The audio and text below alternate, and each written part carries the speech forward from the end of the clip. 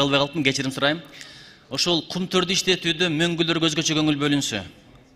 Анткени башкаларга баары бир болчу, биздин табият, биздин экология. Айрым маалыматтарда дагы деле коркунуч бар дейт.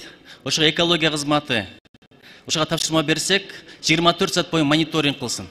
Алтын деген ушундай нерсе, аны көргөн адамдын башы айланып калчу эле. Көп нерсеге мындай көз жумуп койчу эле да.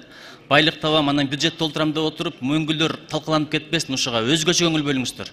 Биз дагы мониторинг кылалы. Бул бир, экинчиден кеше биздин башкы прокурор бир чоң маалымат берди да. Кыргызстанда бир жылдын ичинде 10.151 жолу үй бүлөлүк зомбулук болуптур. Анын 311-и эркектерге карата экен. Мен муну түшүнө албадым, бирок бул дагы бир жаңы феномен.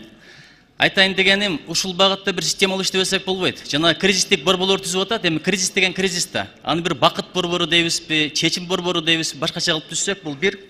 Анан мектептен дагы деле адеп ыйман сабагын киргизип туруп, ушу үй бүлөгө даярдоо жагында бир окуу методикалык комплекс деп чыгыш керек окшойт.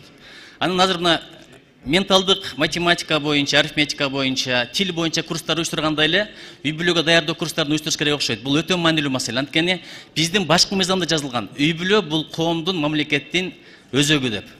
Ошону дагы бир билим берүү министрлигине протокол койсок бул багытта. Рахмат.